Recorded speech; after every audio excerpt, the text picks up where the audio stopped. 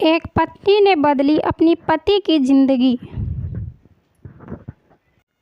शहर के सबसे बड़े वकील की बेटी है, खूब माल और दौलत लेकर आएगी, बहुत पढ़ी लिखी है, वकालत ही पढ़ रही है, बस रंग रूप अच्छा नहीं है, इसी कारण रिश्ते नहीं हैं।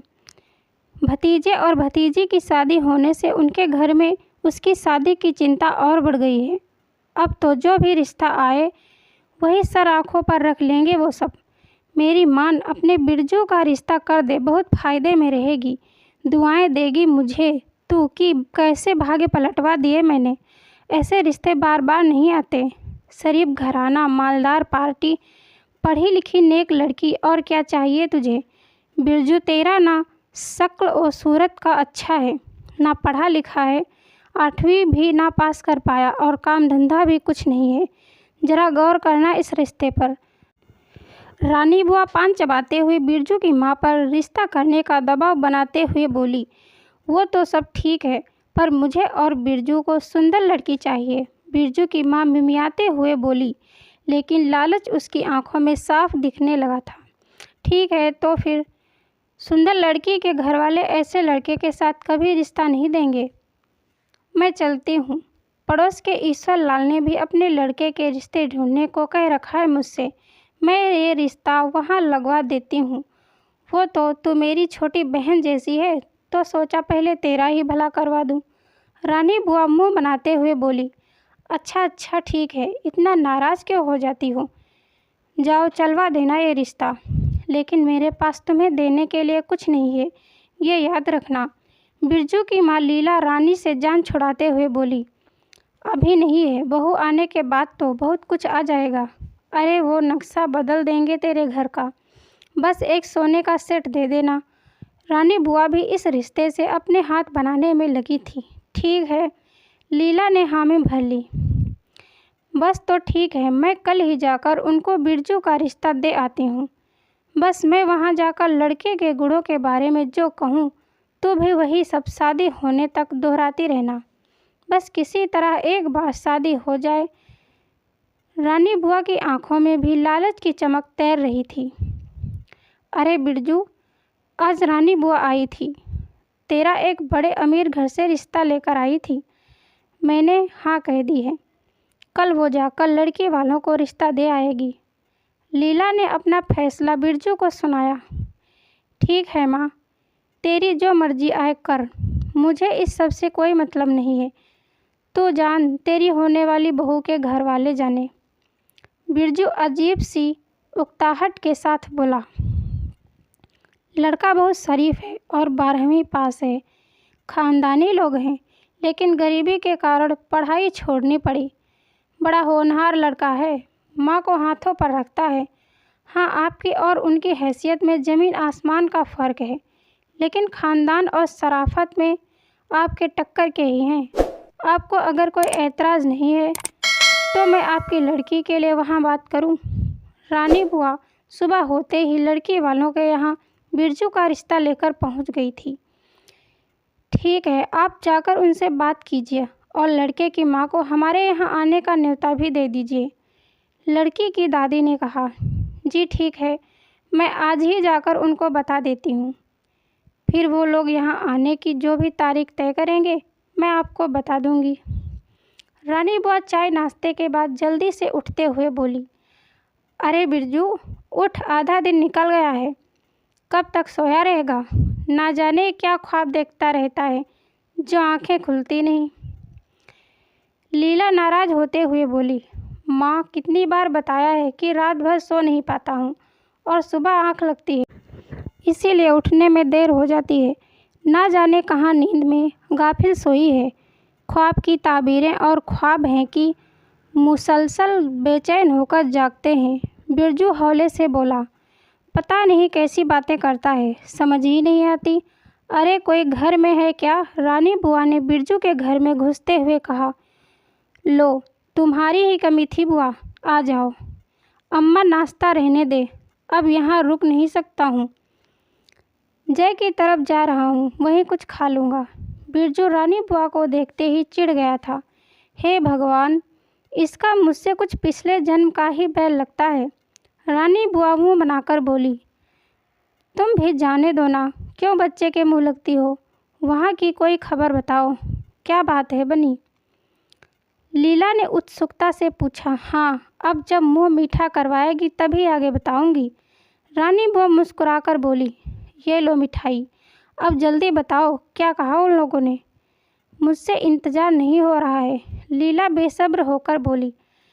बुलाया है तुम सबको, अच्छा सा दिन देखकर बस जल्दी चलो, कहीं देर ना हो जाए। रानी उसे डराते हुए बोली। सोने के सेट के लालच में वह बिरजू की शादी जल्दी से जल्दी कराने को तैयार थी। ठीक है, तुम ही कोई दिन बता दो, लीला सब उसी के भरोसे छोड़ते हुए बोली। फिर मैं कल ही आना का बोल आती हूँ, कल शाम को चलते हैं। रानी बुआ चटमंगनी पट ब्याह पर उतर आई थी। बात पक्की हो गई थी। लड़की वालों को बिरजू से अपनी लड़की धरा का रिश्ता करने में कोई आपत्ति नहीं थी। उन्होंने अपनी तसल्ली के लिए अपनी तरफ से सारी खोजबीन करा ली थी, जिसमें उनको बिरजू की पढ़ाई लिखाई के बारे में भी पता चल गया था और रानी बुआ की भी हकीकत पता हो गई थी। 1 महीने बाद शादी तय हुई थी। 2 दिन बाद मंगनी थी, लेकिन बिरजू कुछ परेशान था। उसे ये समझ नहीं आ रहा था कि इतनी पढ़ी लिखी और अमीर लड़की उससे शादी करने को तैयार है। आखिर क्या बात होगी। मन तरह तरह की आशंकाओं से घिरा था। रानी बुआ को भी वह अच्छी तरह से जानता था और माँ को तो जैसे पट्टी पढ़ा दे माँ बिन सोचे समझे उसी की हो जाती है। मन ज़्यादा परेशान हुआ तो जय की तरफ चला आया। यार, मन बहुत विचलित है। 2 दिन बाद मंगनी है। लड़के वाले शादी का सारा खर्च कर रहे हैं। एक पूरा फ्लैट सामान से भरकर मेरे नाम कर चुके हैं। शादी वाले दिन शादी होके धरा वहीं जाएगी और हम सब भी। हमारे घर को वो एक फार्म हाउस बना रहे हैं, जिससे मेरा रोज़गार भी हो जाए। मुझे कुछ समझ नहीं आ रहा है कि क्या हो रहा है।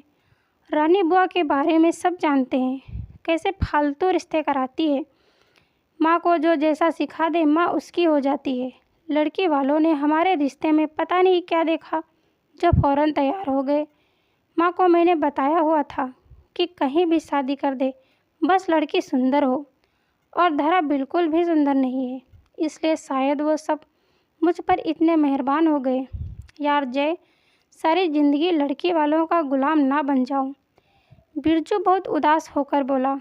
उसे लग रहा था कि उसकी माँ ने रानी बुआ के साथ मिलकर उसे लड़की वालों को बेच दिया है। बिरजू अपने दिल से इतने वहम निकाल दे। सब ठीक होगा यार, परेशान नहीं हो। बस एक बात ज़रूर याद रखना कि नए रिश्ते बहुत ईमानदारी से निभाना। माँ और रानी बुआ के खेल से आजिज आकर कभी भी तू भाभी के साथ बुरा नहीं करना। और जहाँ तक इतना सब कुछ देने की बात है, तो मुझे लगता है कि ये सब भाभी की गृहस्थी सुखी बनाने का ही प्रयास है।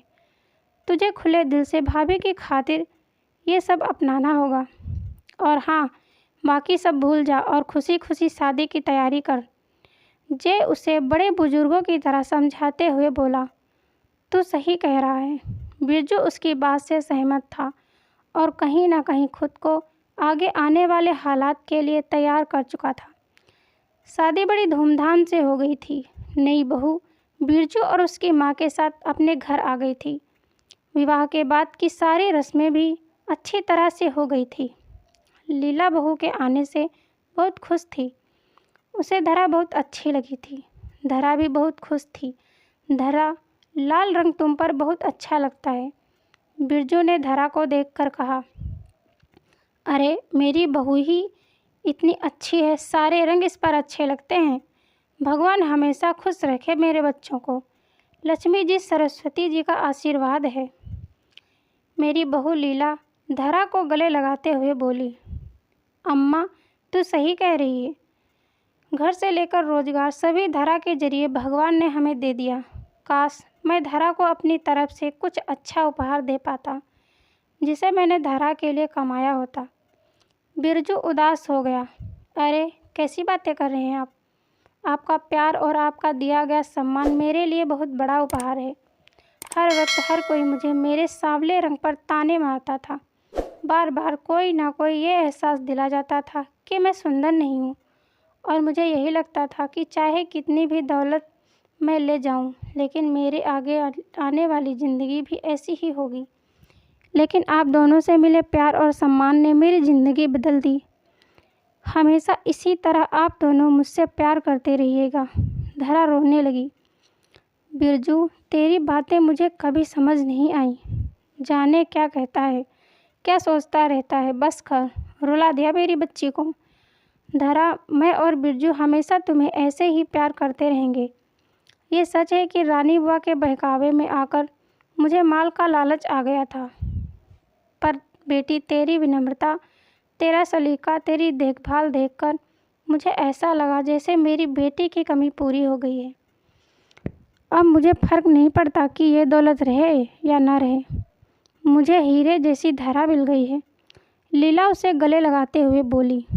हाँ अम्मा, मुझे तो अभी तक समझ नहीं आया कि जो लोग धरा को सुंदर नहीं कहते थे, वो लोग आँख वाले थे भी या नहीं। सूरत और सीरत दोनों में से मेरी धरा तो बहुत सुंदर है। बिरजू बहुत सादगी से धरा को देखकर मुस्कुराते हुए बोला। हमें यकीन था कि हमारी बेटी हमारा मान रखेगी। धरा की माँ और पिताजी अंदर आते हुए बोले। उन्होंने धरा और बाकी सबकी बातें सुन ली थी। अरे माँ, पिताजी, आप लोग अचानक यहाँ? हम आपकी तरफ ही आ रहे थे। बिरजू ने दोनों के पैर छूकर कहा। हाँ बेटा, बस तुम्हारी माँ धरा का घर देखना चाह रही थी, शादी के बाद आई ही नहीं थी। बहुत अच्छा किया बहन आपने।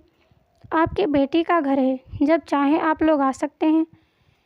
लीला धरा की माँ से गले मिलते हुए बोली। और बिरजू बेटा, फार्म हाउस पर सब ठीक है? जी पिताजी, सब ठीक है। मैंने वहाँ जाना और उसे देखना शुरू कर दिया, बिरजू ने बताया। अरे वाह, ये तो बहुत अच्छी बात है। मेरी दुआ है कि खूब तरक्की करो और खुश रहो। धरा के पिताजी ने उसके सिर पर हाथ रखकर आशीर्वाद देते हुए कहा। कुछ देर हंसी मजाक और दूसरी ज़रूरी बातें करने के बाद धरा के माँ पिताजी चले गए थे और शाम होने को थी।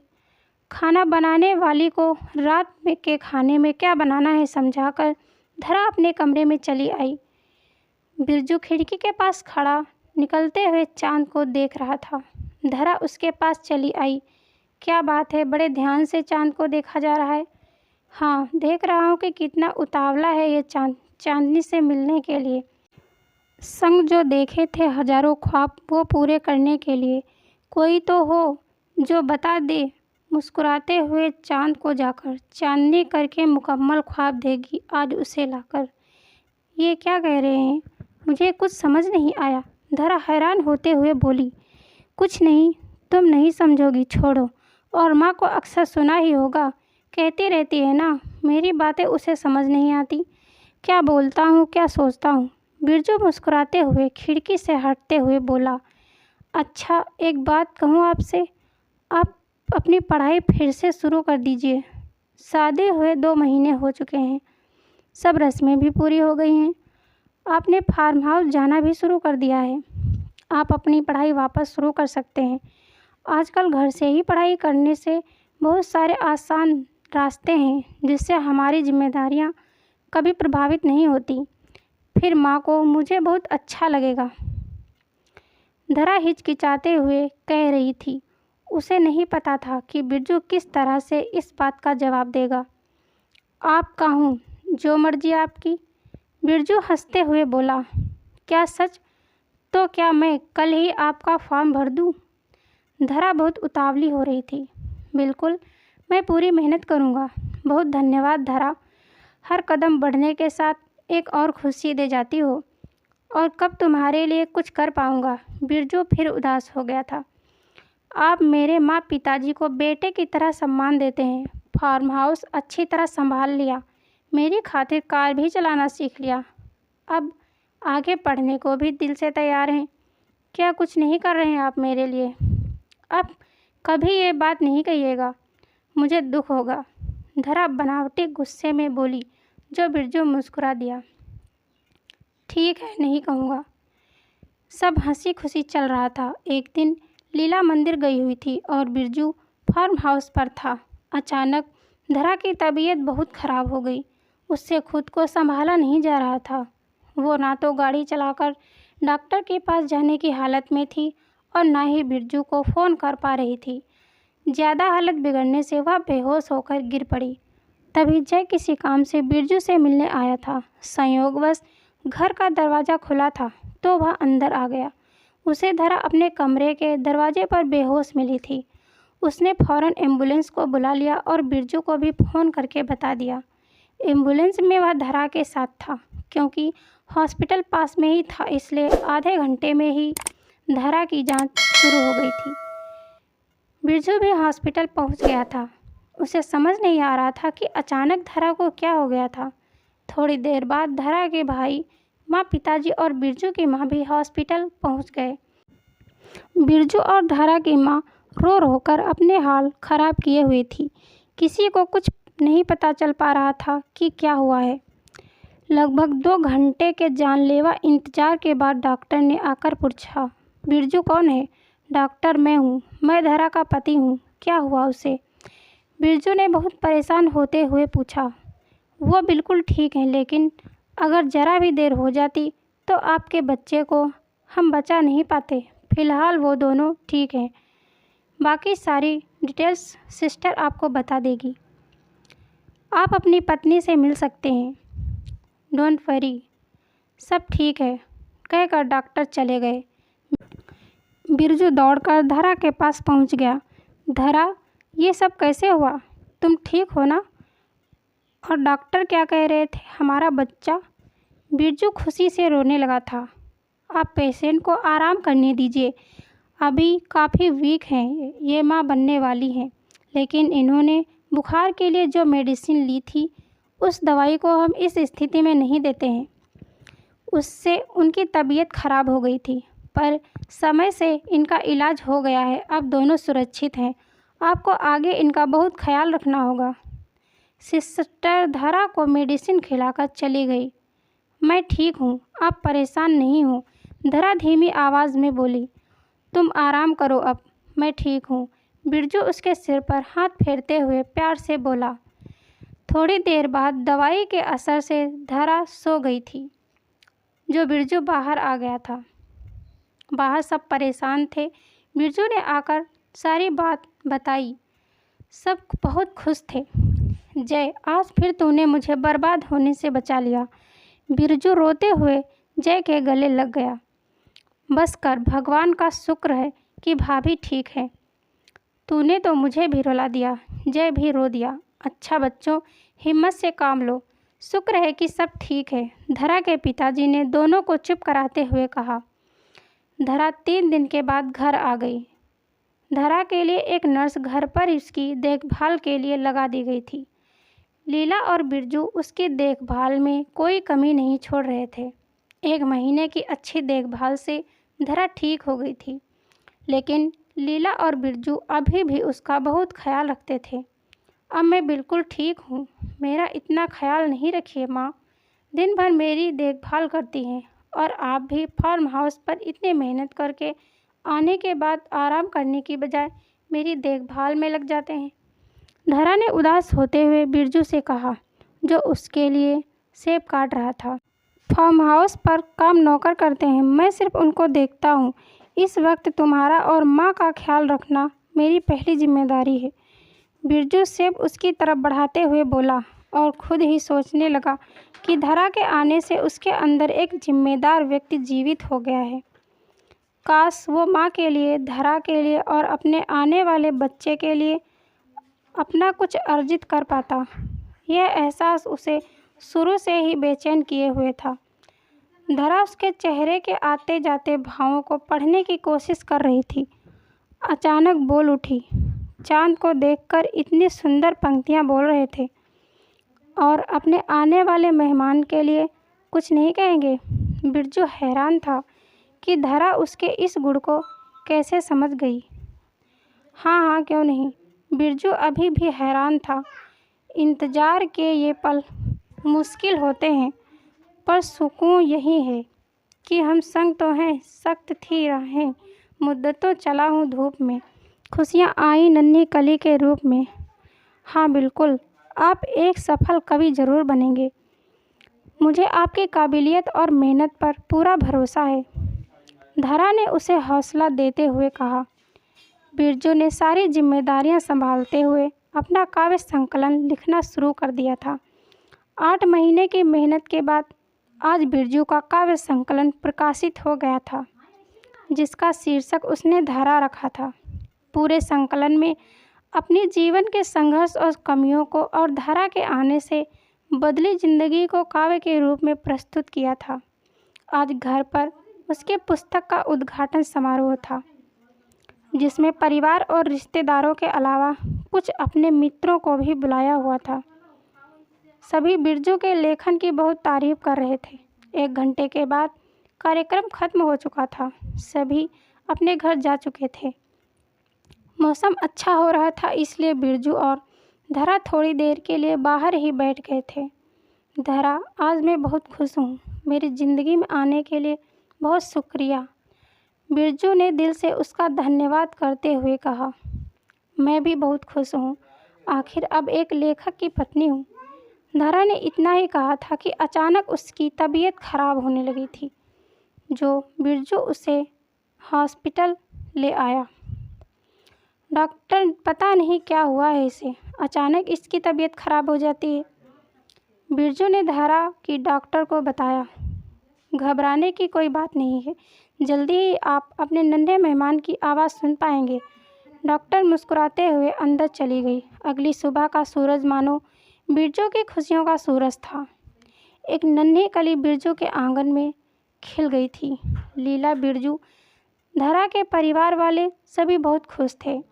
उधर बिरजू की पुस्तक को लोग बहुत पसंद कर रहे थे और एक प्रसिद्ध पब्लिकेशन कंपनी ने उसे अपने यहाँ लिखने का एक बड़ा कॉन्ट्रैक्ट भी दे दिया था।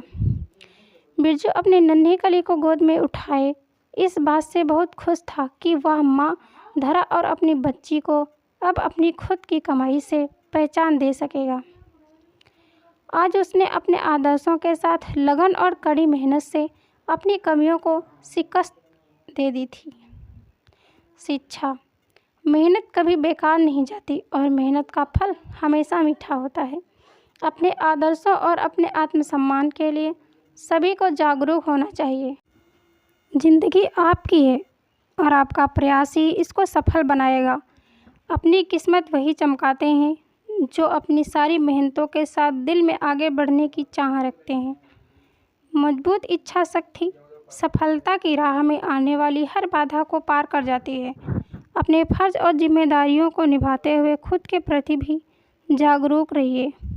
वक्त की धूल में खुद के गुणों को मध्यम नहीं होने देना चाहिए। आप भी ज़िंदगी की खुशियों को जीने का अधिकार रखते हैं। भगवान ने सभी को खास बनाया है। कोई ना कोई खास गुण हर एक में मौजूद होता है। बस ज़रूरत है उसे खोजने की और अपनी मंजिल को खोजने के लिए प्रयास करने की। धन्यवाद दोस्तों।